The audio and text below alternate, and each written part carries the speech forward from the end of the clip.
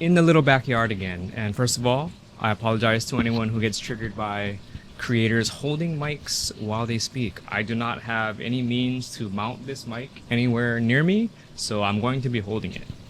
But I wanted to first talk about a lot of my favorite creators that I watch on YouTube, especially in this camera space, have been making some pretty aggressive videos talking about people in their comments, dragging them for not being authentic, not being genuine, accepting products to do for reviews, and so we can't trust you because you got the product for free or you got the product early. So how do we know your opinions are unbiased? And I get that. I mean, as a small creator myself, I've had people say like, "Oh, did you get? Is this sponsored?" It's like, man, I have like 800 subscribers. Like nobody's sponsoring me, which is fine, because when I set out on this YouTube journey at the conclusion of my professional videography career, which by the way, I still do weddings every once in a while, but for the most part, I'm not a full-time commercial videographer anymore. I just do YouTube. And when I set out on this phase of my video making career, if you call it, hobby, whatever, I wanted to model my channel after one of my favorite creators who is not in the camera space, but in the political YouTube space, Kyle Kalinske. And he's a very principled creator. I agree with a lot of what he says. I agree with most of what he says, actually. But he never does an ad read. He doesn't do sponsored videos. All of his revenue from his YouTube channel comes from Google ads that play during a video without outside of your control. He does a Patreon. I have a buy me a coffee. I'm sure he gets approached to do ad reads or sponsored videos. Declines every single one. It's a little different in the tech space because I get it. A lot of people do YouTube as a full-time job, and you need money to survive. And if that's your job, you're gonna take all the sponsored videos. You're gonna do this video is sponsored by Squarespace or Storyblocks or Freewell or whatever company is gonna send you stuff or send you money to do content. But I am not doing any of that. You're never gonna see me do an ad read. I have had emails from companies wanting to send me products to do reviews. Decline every one. Everything I review on this channel, I bought it or I use it in everyday life, so you can guarantee that it's going to be unbiased.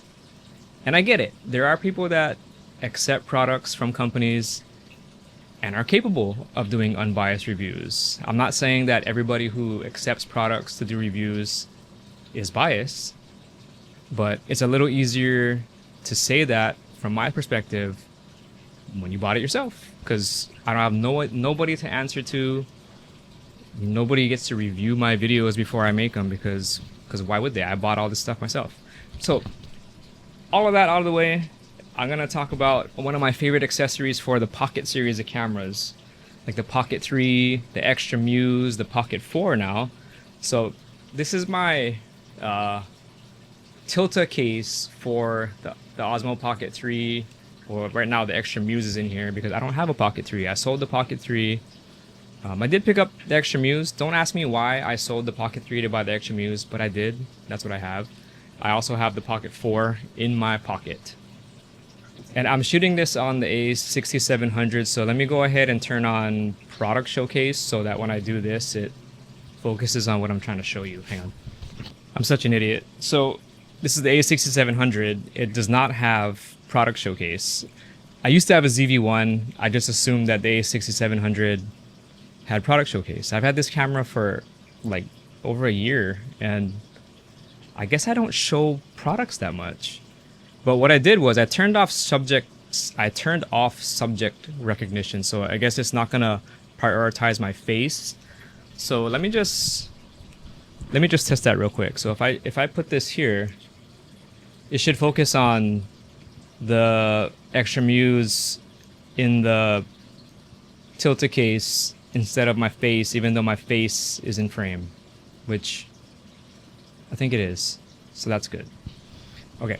So like I said, ooh, that's really bright on that. I'm sorry.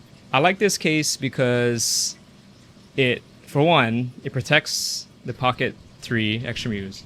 It also, like, it has a nice, like, click, and it's very secure. It contours the device very well so that when you put it in your pocket, it doesn't create much bulk.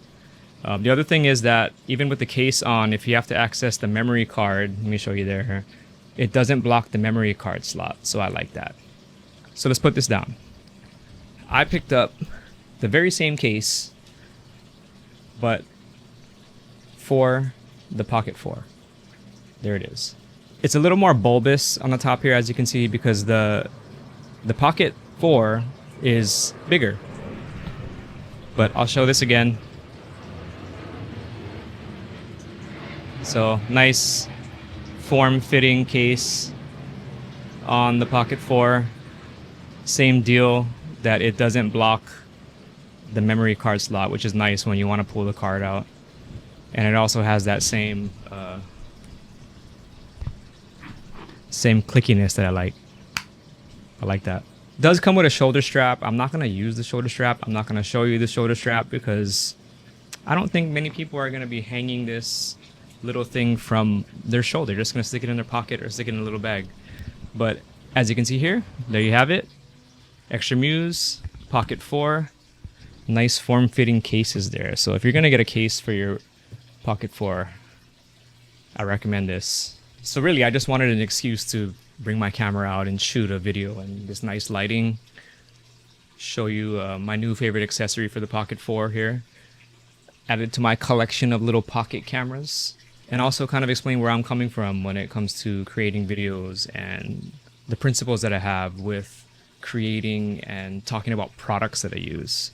Because let's be real, man, this is all kind of a silly genre anyways. We're all a bunch of like carpenters talking about which hammer is the best to pound the nail. I mean, cameras are tools, right? And as long as we stay true to ourselves, make authentic content, I think we'll all be okay. Oh, and also fuck AI.